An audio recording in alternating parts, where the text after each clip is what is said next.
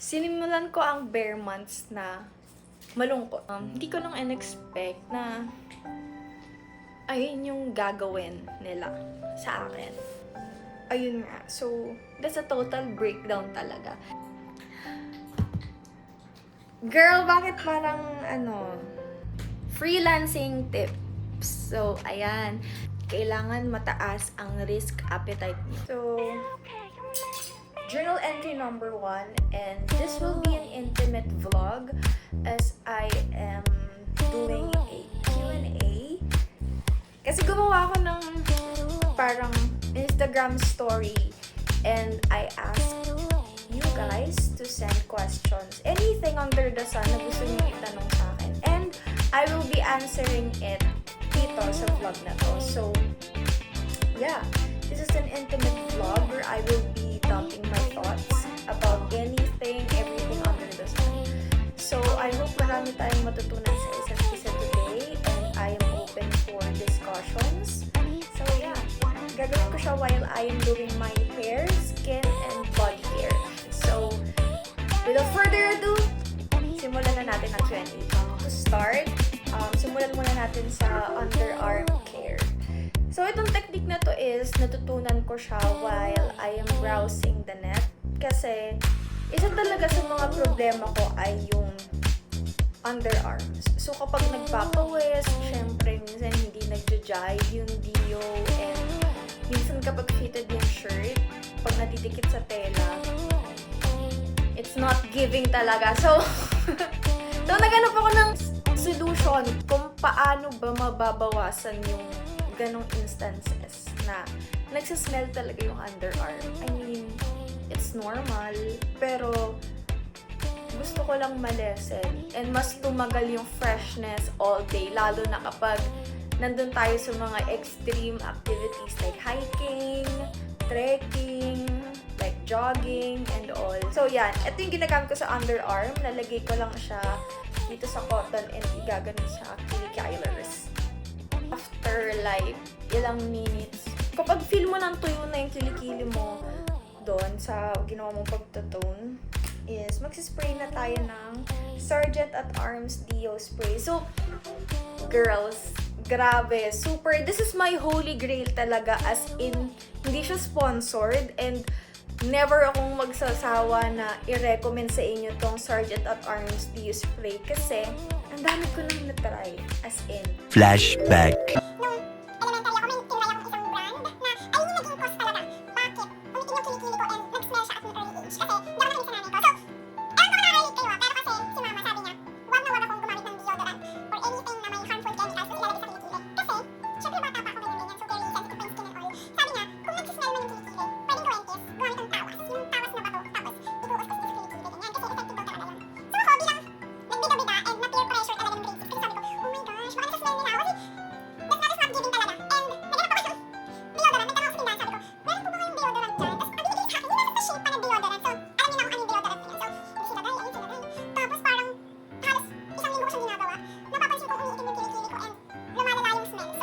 Maglalagay na tayo ng Deo. Ayan. So, ako kasi, nag-i-spray ako ng 4 na beses. Kasi very active talaga ako sa isang araw. Like, nag-yoga or nag-exercise. Basta anything na mapapamove yung body ko. Kasi, I believe na movement is medicine. And kailangan everyday kumikilos tayo. Ginagalaw natin yung katawan natin. Kasi, isipin mo, kunwari sa isang araw, meron tayong 24 hours. And yung 8 hours doon is yung working hours mo. Tapos sabihin natin na 4 to 5 hours or 3 to 4 hours yung biyahe nyo. Compute ulit natin. So, meron tayong 8 hours sa work. Meron tayong 4 hours sa commute and all. So, 12 hours yun.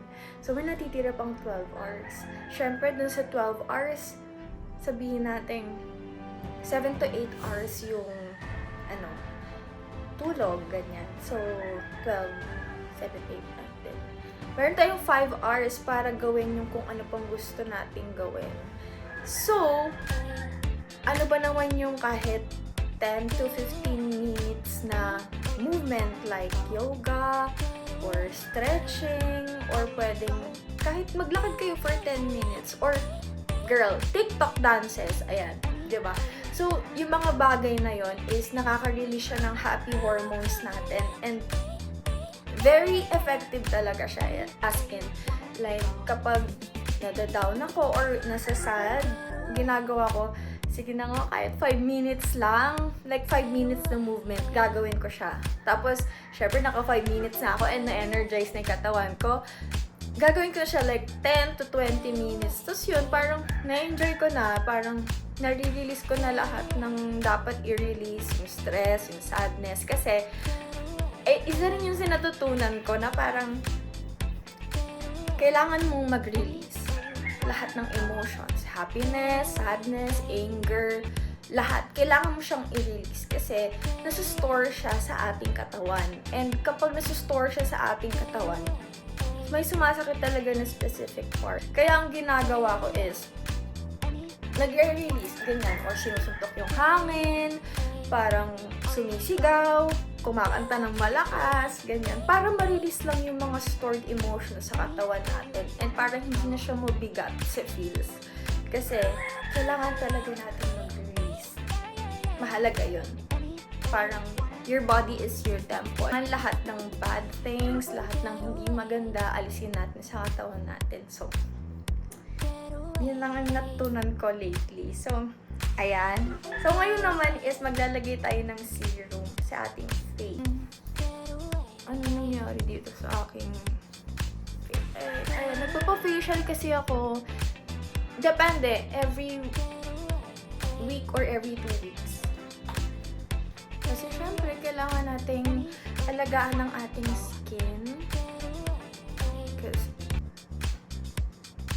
ayan, greatest investment talaga is yung pag-i-invest mo sa sarili mo. And hindi naman ako nagsisi doon. Kasi, girl, love yourself. Talaga. So, eto naman, gagamitin ko ngayon is yung Axis Y na sunblock. Ay, sunscreen. So, ayan, maglalagay tayo sa ating dalawang daliri. Ganyan kahaba. Sabi nila, ganito kasi yung dami dapat ng sunscreen na nilalagay mo sa mukha and sa leeg. So, what I love about this sunscreen is mugwort siya from Mother Nature and very gentle lang siya sa skin. Hindi siya, alam mo yung super harsh na sunscreen. So, kapag naglalagay din pala ako ng product, pataas yung paghagod ko. Parang nalilift daw yung skin. Ayan. So, syempre, di natin kalilimutan ng leeg.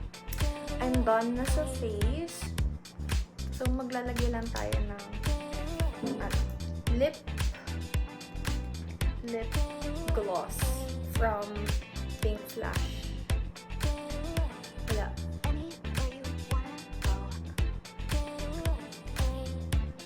Isa talaga sa mga gusto kong gamitin lip product ay either lip balm or lip gloss. Kasi, ang cute kaya pag shiny lang yung lips mo, parang lagi kang kissable lips. So, tapos na tayo sa ating face and kilikili care. Now naman ay mag-hair care na tayo. So, yan. This is my hair today. Nag-half bat lang ako. Hindi ko talaga binasa yung buhok ko kasi mag-treatment tayo ng hair. So,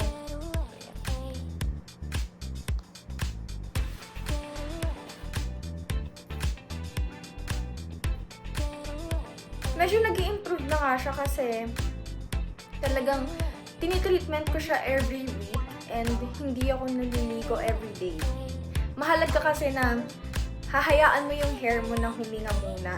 Like, hindi mo siya laging shampoohin, hindi mo siya laging lalagyan ng conditioner, and hindi mo rin siya lagi iti-treatment. So, tamang paggamit ng mga products ayun yung isa sa mga mahalagang gawin para magkaroon tayo ng healthy hair. So, ang unang ginagawa ko kapag gusto kong tignan kung ano ba yung state ng buhok ko, i-check ko muna siya. Ayan, kung yung ends ba ay marami ng split ends, kung yung sa top ba, medyo napuputol-putol na ba yung mga buhok-buhok dyan and all.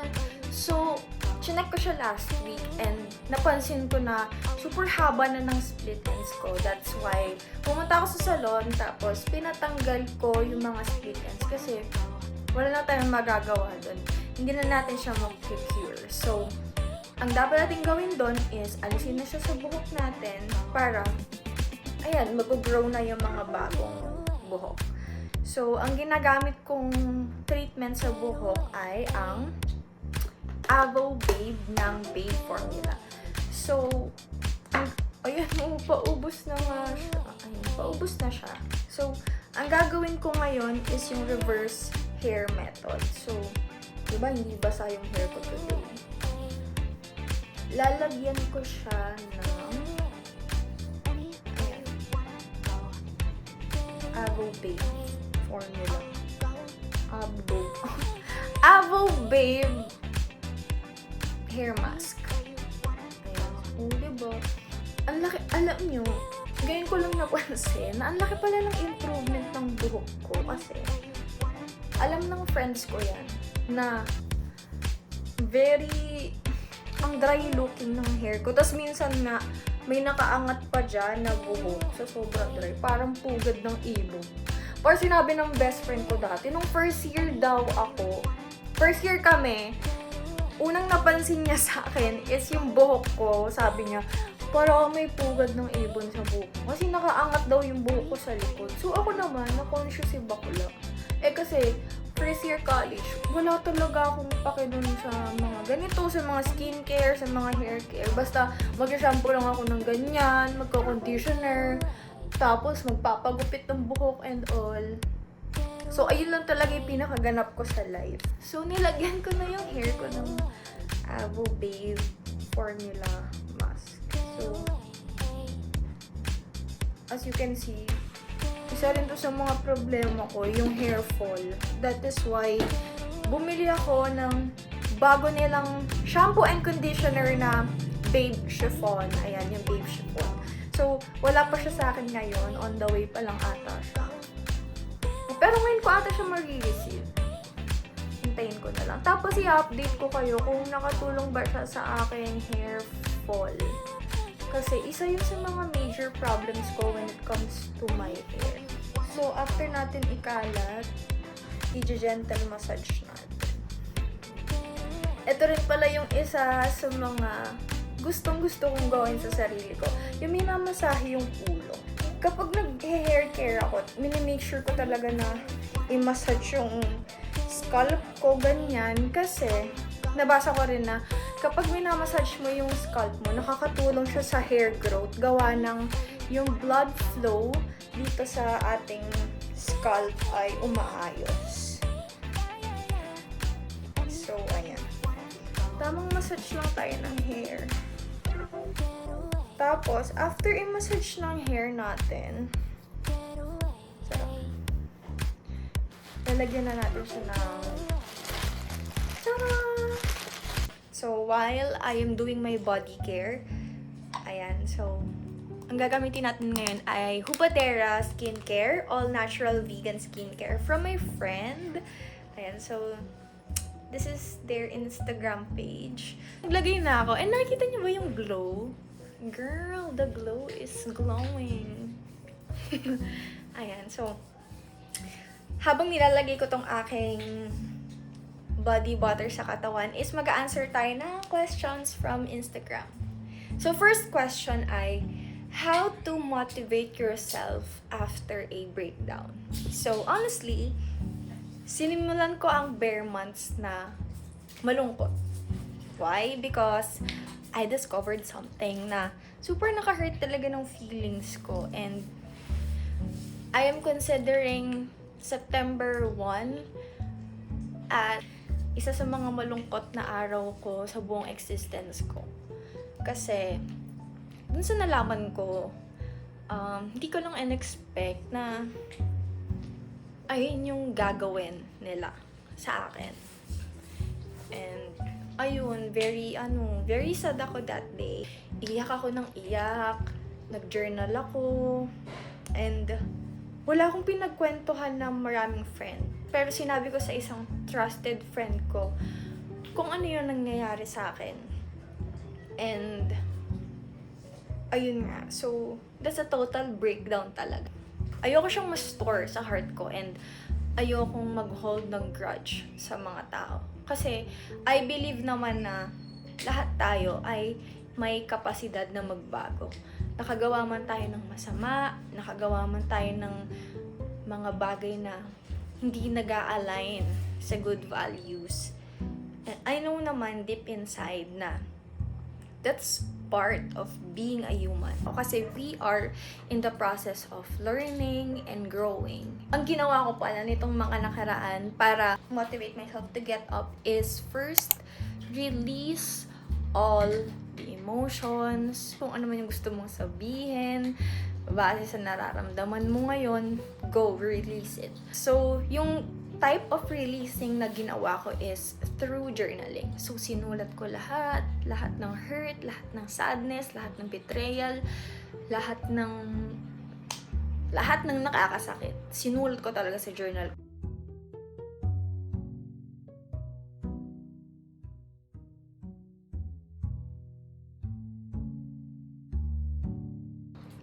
Second is talking to a friend. Nag-release lang ako. Tinanong ko kung available ba siya emotionally para marinig yung rants ko at that moment.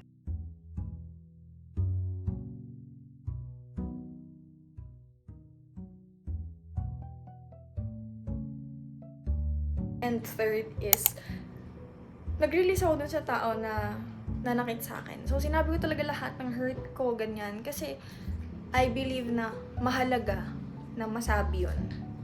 I mean, kahit masakit siya pakinggan, pero kasi, wala. Kailangan siya para magkaroon ng closure and ma-release fully kung ano yung nafe-feel mo. Kasi kailangan mo siyang ilabas talaga kasi mabigat siya sa dibdib.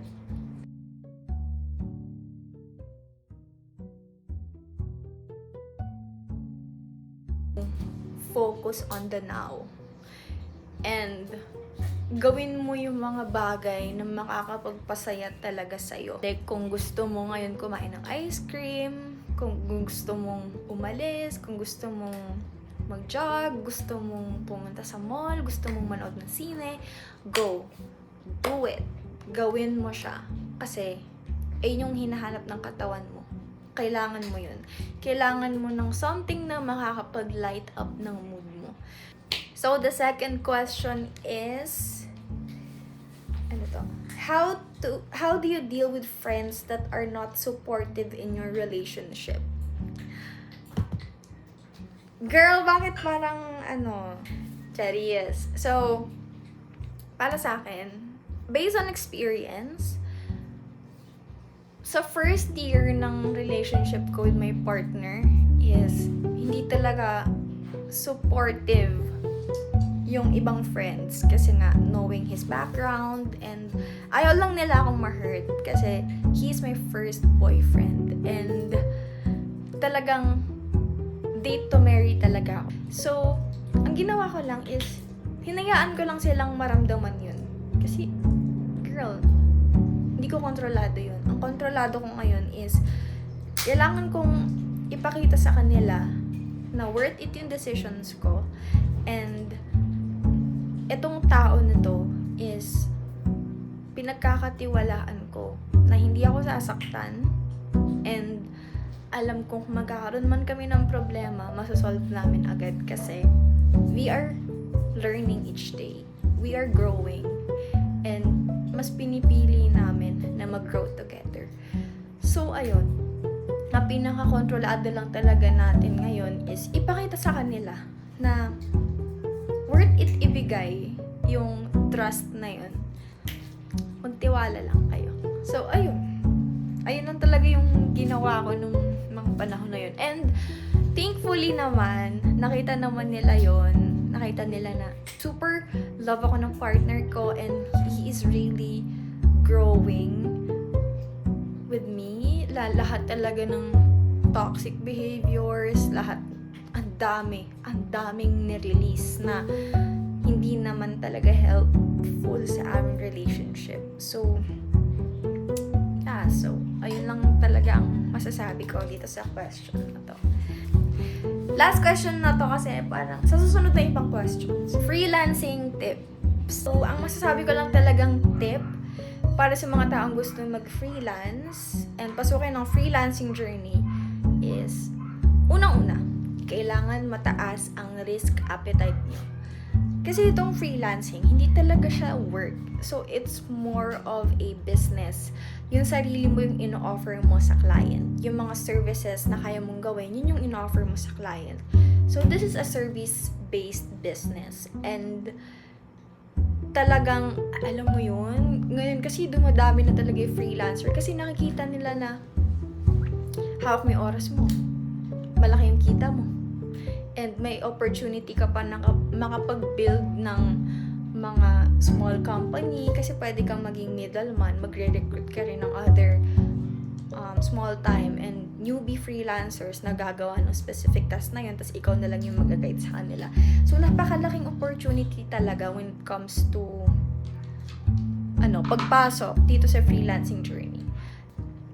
So, second is kapag papasukin mo tong freelancing journey, kailangan kahit pa paano meron ka ng isang specific skill na alam mo pwede mong i-offer sa client. Mahalaga talaga na everyday nag-upskill ka.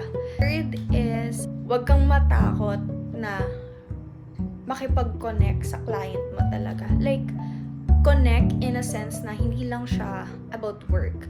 So, mahalaga rin na nagbi-build ka ng relationship sa client mo kasi ito yung natutunan ko na kaya nagtuloy-tuloy yung success ko sa freelancing journey kasi most of my clients ay long-term and referral nitong long-term client ko. So, super thankful din talaga ako sa mga clients ko kaya inaalagaan ko talaga sila na mabuti. Ayan, so I am back with a newly washed hair.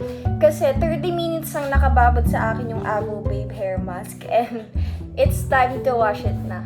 So as you can see, super, finger comb na yung hair ko. Malambot siya and shiny siya after the treatment.